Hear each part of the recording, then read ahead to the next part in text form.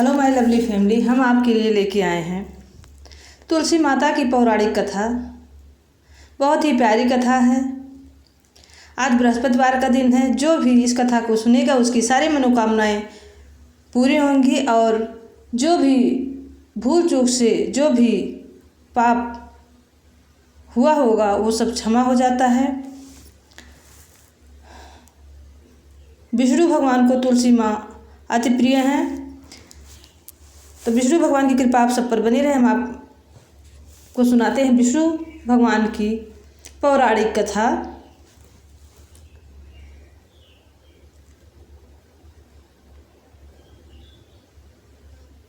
शिव स्कंद यूं श्रीमद् देवी भागवत आदि पुराणों के अनुसार तुलसी जी का जन्म दक्षासावर्णी मुनि मन के वंशज धर्मध्वज के यहाँ शुभ दिन योग करण लग्न और ग्रह में कार्तिक पूर्णिमा को हुआ था।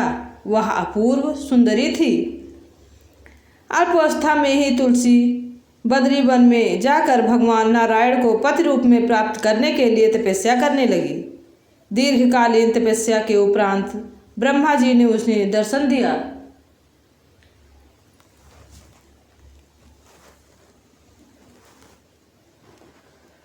तथा में जो इच्छा थी वर मांगने को कहा। तुलसी माँ ने निवेदन किया कि पितामह, यद्यपि आप सर्वज्ञ हैं तथापि मैं आपके मन की अभिलाषा आपसे कहती हूँ, अपने मन की अभिलाषा आपसे कहती हूँ। पूर्व जन्म में मैं गोपी थी। मुझे भगवान श्री कृष्ण की अनुचरी होने का सौभाग्य प्राप्त था, किंतु एक दिन भगवती राधे ने रासमंडल में क्रुद्ध होकर मुझे मानव योनि में उत्पन्न होने का श्राप दे दिया।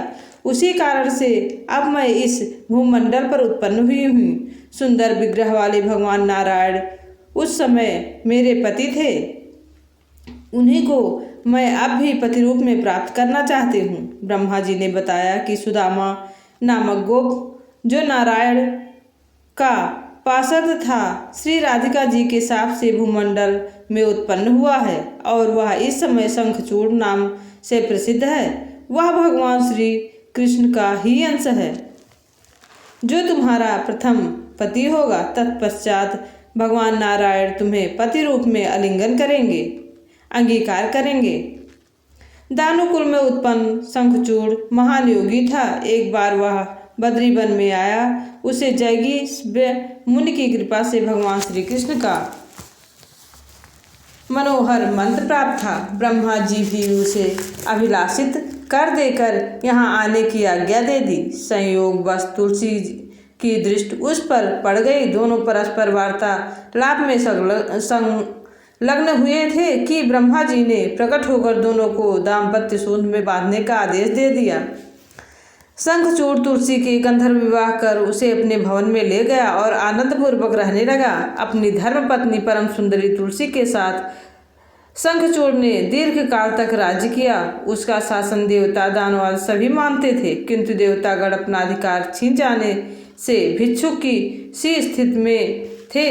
वे ब्रह्मा तथा शंकर को आगे कर श्रीहरि के पावन धाम वैकुंठ गए तथा उनकी स्तुति करने लगे। विनयशील होकर भगवान श्रीहरि से सारी परिस्थितियां बताई। सर्वज्ञ भगवान श्रीहरि ने देवताओं को शंखचूड़ के जन्म का अद्भुत रहस्य बताया और कहा कि महान तेजस्वी शंखचूड़ पूर्व जन्म में मेरा ही अंश एक गोप था, जिसे राधिका जी के श्राप के कारण यह योनि मिली है, परंतु अपने समय पर शंखचूड़ पुनः गोलोक चला जाएगा।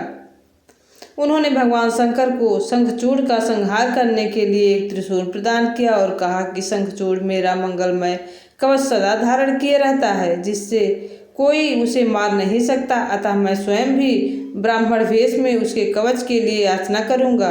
तब आपके द्वारा इस त्रिशूल के प्रहार से उसकी मृत्यु हो जाएगी और तुलसी भी यह शरीर त्याग कर पुनः मेरी पत्नी बन जाएगी।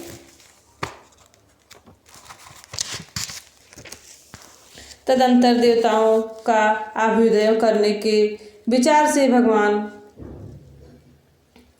महादेव ने चंद्रभागा तट पर एक मनोहर वट वृक्ष के नीचे अपना आसन जमाया और गंधर्वराज चित्ररथ को अपना दूत बनाकर शंखचूड़ के पास यह संदेश भेजा कि या तो दानवराज देवताओं का राज और उसके अधिकार लौटा दे अथवा युद्ध करने के लिए प्रस्तुत हों।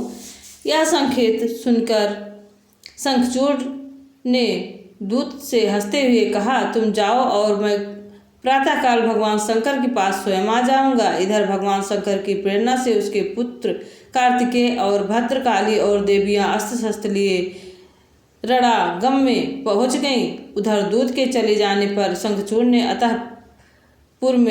अंतःपुर में जाकर तुलसी से युद्ध संबंधी बातें बताई, जिसे सुनते ही उसके होठ और तालू सूख गए। शंखचूड़ ने उसे समझाया और कहा, कर्म भोग का सारा निबंध काल सूत्र में बंधा है।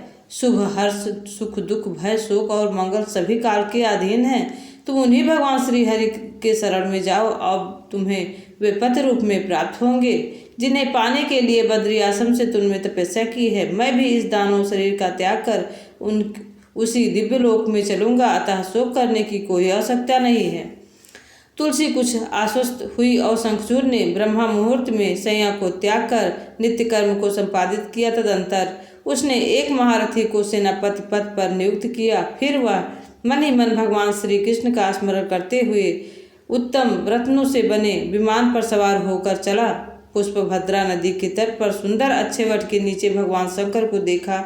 वे योगासन मुद्रा में लगातार हाथ में त्रिशूल और पट्टिस धारण किए हुए थे। दानव राज उन्हें आते विमान पर उतर पड़ा और सबके साथ भगवान शंकर को उसने सिर झुकाकर भक्तिपूर्वक प्रणाम किया। शंकर जी के वाम भाग में भद्रकाली विराजमान थी और सामने स्वामी कार्तिकेय थे। तीनों ने शंखचूड़ को आशीर्वाद दिया। फिर शंखचूड़ ने भगवान शंकर से कहा कि आपको देवताओं का पक्ष लेना उचित नहीं है। आपके लिए हम दोनों समान हैं। हमारा आपका युद्ध भी आपके लिए लज्जा की बात होगी। हम विजयी होंगे तो हमारी कीर्ति अधिक फैल जाएगी और पराजित होने पर कीर्ति में बहुत थोड़ा ही धब्बा लगेगा। शंखचूड़ की बातें सुनकर भगवान त्रिलोचन हंसने लगे और बोले कि या तो तुम देवताओं का राज लौटा दो अथवा मेरे साथ लड़ने को तैयार हो जाए, इससे लज्जा की कोई बात नहीं है। पर शंखचूड़ ने भगवान शंकर को प्रणाम किया और अपनी सेना को युद्ध के लिए आज्ञा दे दी। युद्ध प्रारंभ हो गया। युद्ध में दानवों ने शंकर दल के बहुत से वीरों को परास्त कर दिया। देवता डरकर भाग गए। उसी समय स्वामी कार्तिकेय गढ़ों को ललकार कर और स्वयं ही दानवों के साथ लड़ने लगा। दानव सेना घबरा गई। तभी शंखचूड़ ने विमान पर चढ़कर भीषण बाण वर्षा प्रारंभ कर दी। फिर तो बड़ा भीषण युद्ध हुआ। दानवराज ने माया का आश्रय लेकर बाणों का जाल फैला दिया। इससे स्वामी कार्तिकेय ढक से गए। अंत में भगवान शंकर स्वयं अपने गढ़ों के साथ संग्राम में पहुंचे। उन्हें देखकर शंखचूड़ ने जय मां तुलसी माता विमान से उतरकर परम भक्त के साथ पृथ्वी पर मस्तक टेक कर दंडवत प्रणाम किया। तदनुपरांत वह तुरंत रथ पर सवार हो गया और भगवान शंकर से युद्ध करने लगा। लंबी अवधि तक दोनों का युद्ध चला, पर कोई किसी से ना जीतता था ना हारता था। तभी भगवान श्री हरि एक अत्यंत आतुर बूढ़े ब्राह्मण का भेष धारण कर वे युद्ध भूमि में आए। उन्होंने शंखचूड़ से उसके कृष्ण कवच के लिए याचना की। शंखचूड़ ने परम प्रसन्नता पूर्वक कवच उन्हें दे दिया। इसी बीच भगवान शंखचूड़ का रूप धारण करके तुलसी से भी मिलने आए थे। इधर शंकर जी ने भगवान श्री हरि का दिया हुआ त्रिशूल उठाकर हाथ पर आजमाया और उसे शंखचूड़ पर चला दिया। शंखचूड़ भी सारा रहस्य जानकर अपना धनुष धरती पर फेंक दिया और बुद्धिपूर्वक योगासन लगाकर भक्ति के साथ अनिश्चित से भगवान श्री कृष्ण के चरण कमल पर ध्यान करने लगा। त्रिशूल कुछ समय तक तो चक्कर काटता रहा। पर शंखचूड़ के ऊपर जा गिरा। उसे गिरते ही तुरंत वह दानेश्वर तथा उसका रथ सभी जलकर भस्म हो गए। दानों के भस्म होते ही उसमें से एक दिव्य गोप का शरीर धारण कर लिया। इसमें से अकस्मात सर्वोत्तम दिव्य मणियों द्वारा निर्मित एक दिव्य विमान गोलकों से उतर कर आया और शंखचूड़ उसी पर सवार होकर गोलक के लिए प्रस्थित हो गया। शंखचूड़ की हड्डियों से शंख की उत्पत्ति हुई और शंख अनेक प्रकार के रूपों में देवताओं की पूजा के लिए अत्यंत माना जाता है। इससे जल को श्रेष्ठ मानते हैं। जो शंख के जल से स्नान कर लेता है उसे संपूर्ण तीर्थों का स्नान का फल मिलता है। शंख साक्षात भगवान श्री हरि का अधिष्ठान है। जहाँ शंख रहता है वहाँ शंख ध्वनि होती है। जहाँ भगवान श्री हरि भगवती लक्ष्मी सहित सदा निवास होते हैं और मंगल दूर ही भागते हैं। भगवान विष्णु ने वैष्णवी माया फैलाकर शंखचूड़ ने कवच लेने के बाद शंखचूड़ का ही रूप धारण करके साध्वी तुलसी के घर पहुँचे। तुलसी ने जब जान लिया कि शंखचूड़ के रूप में कोई और अन्य है, तब तुलसी ने पूछा कि हे माहेश, बताओ तुम कौन हो? तुम्हें कपटपूर्वक मेरा सत्यत्व नष्ट कर दिया, अब मैं तुम्हें श्राप दूंगी। तुलसी के वचन सुनकर श्राप के भय से भगवान श्री हरि लीलापूर्वक अपना सुंदर मनमोहक रूप प्रकट कर दिया। देवी तुलसी ने अपने सामने उस सनातन प्रभु देवेश्वर हरि को विराजमान देखा। भगवान श्री हरि ने कहा, भद्रे, तुम मेरे लिए बद्री वन में रहकर बहुत तपस्या कर चुकी हो। अब तुम इस शरीर का त्याग कर दिव्य देह धारण करो और मेरे साथ आनंद करो। लक्ष्मी के समान तुम सदा मेरे साथ रहना चाहिए।